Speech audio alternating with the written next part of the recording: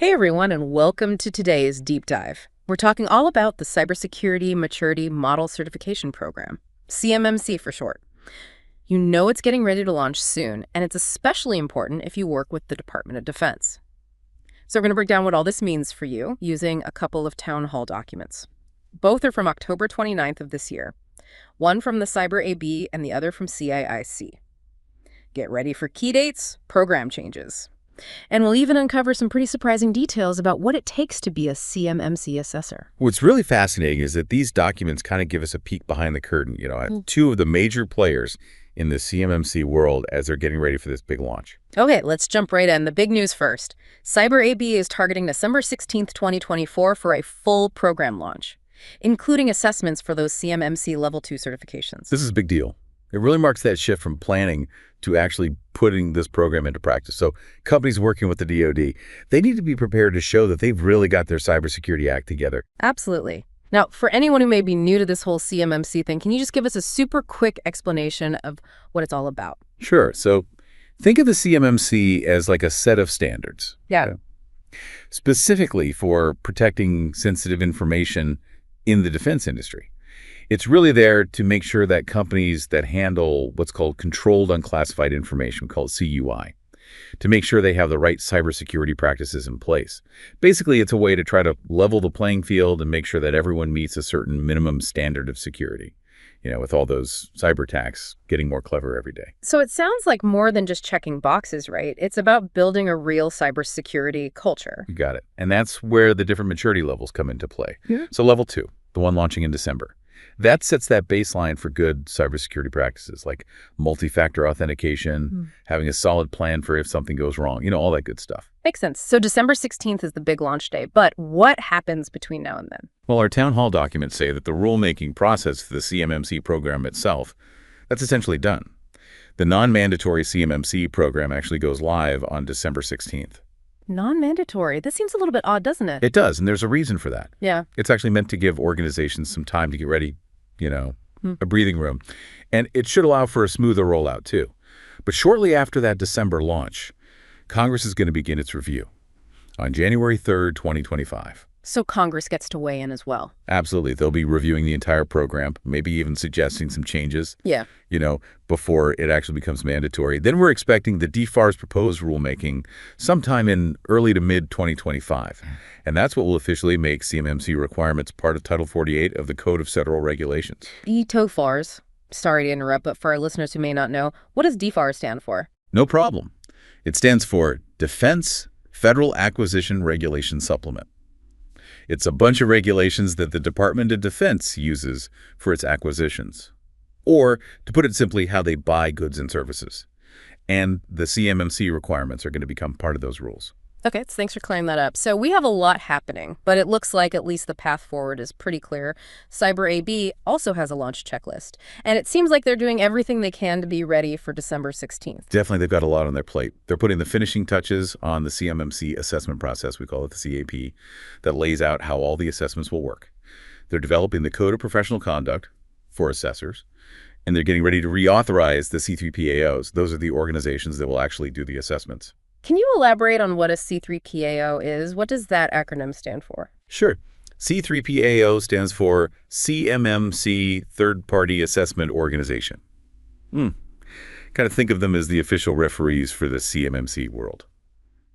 They're the ones who are going to visit companies, review their cybersecurity practices, and determine whether or not they meet the requirements for their desired CMMC level. Got it. So they're really the ones on the ground doing the work. Now, one other item on that checklist that stood out to me was the CMMC Level 2 Assessment Appeals Board.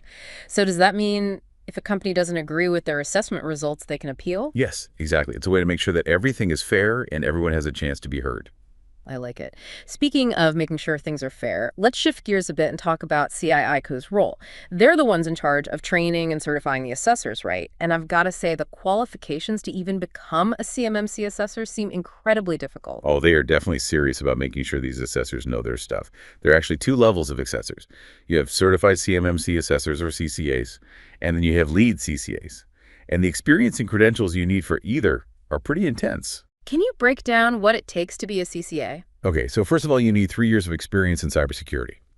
But not just any experience. The town hall document actually gives some very specific examples, like working in a security operations center, sometimes called a SOC, doing cybersecurity compliance assessments for an auditing firm, or even serving on a cybersecurity red team.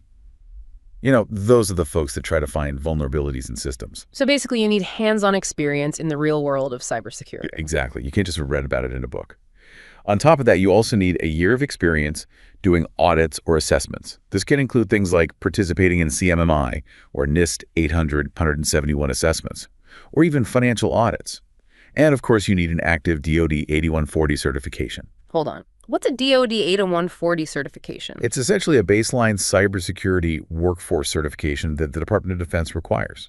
It basically makes sure that anyone involved in DoD work has the necessary knowledge and skills to handle sensitive information and protect against those cyber threats. Okay, so it's like a stamp of approval for cybersecurity professionals working with the DoD. Exactly. So you have to have that for the CCA role. What about the lead CCA? I imagine those requirements are even tougher. They are.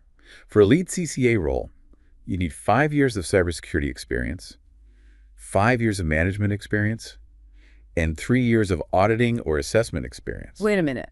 Management experience. Why is that important for a cybersecurity assessor? I mean, I would think cybersecurity skills would be the most important thing. That's a really great question, and it points to something really crucial about the CMMC. It's not just about knowing all the technical stuff. It's about leadership. It's about communication. And it's about being able to drive real changes within an organization.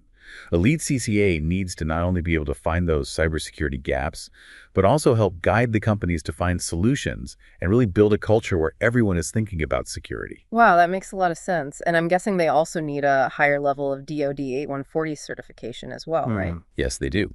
The lead CCA needs an advanced level certification, showing a deeper level of knowledge and expertise in cybersecurity. So becoming a CMMC assessor is no easy feat. But wait, there's more. We also have this new Delta training requirement that's been added. Right, and this applies to everyone who wants to be a CMMC assessor, existing certified CMMC professionals. We call them CCPs. And anyone aiming for that CCA designation, they all have to take this Delta training and pass a test just to be eligible. So what is this Delta training all about? You can kind of think of it like a refresher course, to make sure that all the assessors are up to date on the latest CMMC requirements and all the assessment procedures. It's getting everyone on the same page. So it's open book, not timed. You get 2 tries, and you need a 75% to pass. Sounds doable, but here's what's really interesting.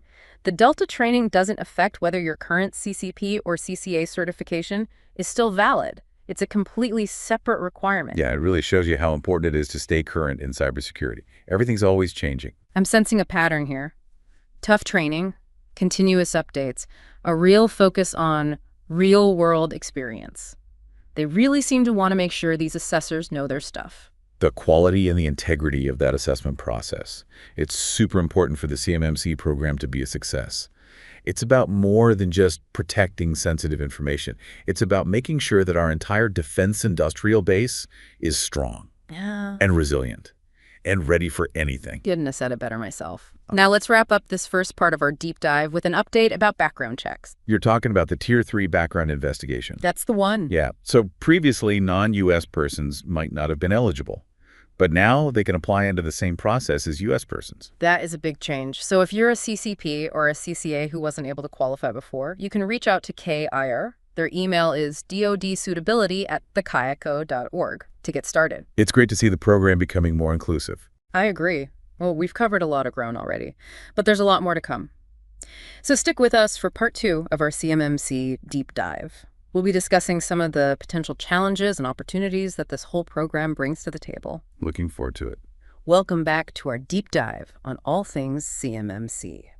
We're picking up right where we left off, digging into some of these recent developments and what they mean for you. I mean, it's really clear that the Cyber AB is really pulling out all the stops to be ready for that December 16th launch. Yeah, but with all this preparation and excitement, I can't help but think about something. What's on your mind? Okay, so we have these incredibly strict assessor requirements, and then we just talked about that new Delta training. I'm just wondering, will there even be enough qualified assessors to handle the workload when December 16th rolls around? That is a really important question. and one that a lot of people in cybersecurity are asking right now. It makes you think. Specialized skills, tons of experience. Now, this extra layer of Delta training on top of it, it's not like you can just become a CMMC assessor overnight, right? Nope, you're absolutely right. And if there aren't enough assessors, it could create a bottleneck in the whole certification process. Interesting. What do you think that would mean for companies that are trying to get certified? Well, just imagine a long line of companies all waiting to get assessed, but there aren't enough assessors to go around. You could see significant delays, which could really impact their ability to bid on new contracts, or even keep the ones they already have with the DoD. So it's almost like a supply and demand problem. High demand for these assessments, but a limited supply of qualified assessors, which could drive up costs and create even more delays. You got it. And this could hit smaller businesses particularly hard. They might not have the resources to navigate those kinds of challenges. That's a good point. So it sounds like it's not just about being ready on the cybersecurity side of things, but also about overall business readiness as well. You're exactly right. Organizations need to be thinking ahead, not just about putting those CMMC requirements in place, but also about how they are actually going to approach that assessment and certification process. So what's the main takeaway for our listeners? What can they do to get ready? First things first, don't panic. The CMMC is a marathon, not a sprint, right? So take it one step at a time. I like that. But where should organizations even start? A great starting point is to really understand those CMMC requirements for their specific level.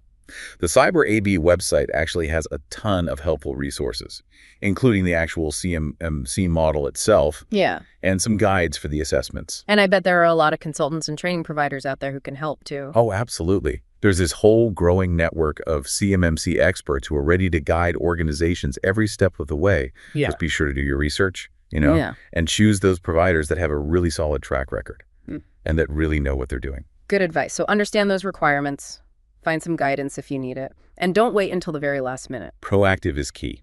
Now, you mentioned earlier that smaller businesses might have a tougher time with all of this whole CMMC process. It just seems like it could be a lot for companies that maybe have limited resources. Yeah, it's a valid concern for sure. The CMMC is designed to be achievable for organizations of all sizes in theory. But there's no denying that smaller organizations might face some unique challenges. Like what? What kind of challenges are we talking about? Well, they might not have dedicated cybersecurity staff, for instance, or the budget for expensive security tools and technologies. And just the time that it takes to implement all of these CMMC requirements and get ready for that assessment, that could be tough on those smaller teams that are already stretched pretty thin. Exactly. That's where working together and sharing resources can be really helpful. You mean like teaming up with other businesses in similar situations? Yeah, exactly. There are a lot of industry groups and associations out there that focus on helping small businesses through this whole CMMC process. They can provide guidance and training, and even share resources to make things a little bit easier. Strength in numbers. Exactly. And the government recognizes that it's important to support small businesses through this too. There are actually some programs and funding opportunities available, specifically to help them get CMMC compliant. That's good to know, but let's be real for a second. Implementing CMMC and going through an assessment, it's still going to cost money. Oh, there's no doubt about that.